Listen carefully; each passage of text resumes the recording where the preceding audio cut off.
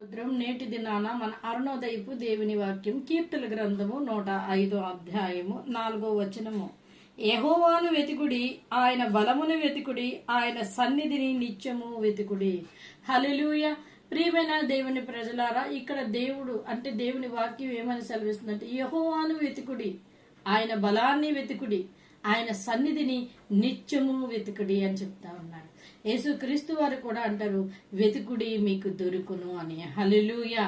మనం దేవుని వెతికినప్పుడు, దేవుని దగ్గర నుంచి ఈవులను ఆయనను వెతికినప్పుడు ఆయన మనకి దొరుకుతారు. ఎందుకంటే మగ్దలేని మరియా అందరూ వెళ్ళిపోయిన ఆమె ఆయనను వెతికింది ఆ యొక్క సమాధి తోటలో.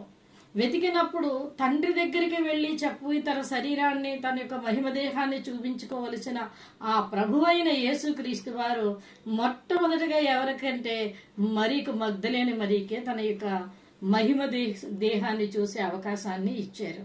కనుక ఆయన సన్నిధిని వెతికినప్పుడు నువ్వు ఊహించలేనివి, నీవు అనుకోలేనివి దేవుడు నీకు ఆయన బలము చేత నీకు దయచేస్తాడు. అందుకే మనుషుల బలం వ్యర్థము, దైవ బలము సత్యము, నిజము. కనుక దైవ బలాన్ని నువ్వు వెతికినప్పుడు నీవు ఏ విషయంలోనైతే సోలిపోతున్నావో వాటి నుంచి విడిపించి ఆయన నువ్వు వెతికినప్పుడు, ఆయన సన్నిధిని వెతికినప్పుడు ఆయన నీకు దొరికి నువ్వు దేని గురించి అయితే నిరసించిపోతున్నావో వాటి నుంచి నిన్ను విడిపించి ఆ ఈవులు నీకు ఆయన అనుగ్రహిస్తారు. కనుక యేసుక్రీస్తు వారి యందు విశ్వాసం ఉంచి ఆయన సన్నిధిని ఆయన వెతుకు.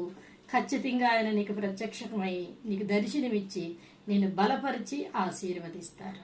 ఆమేన్.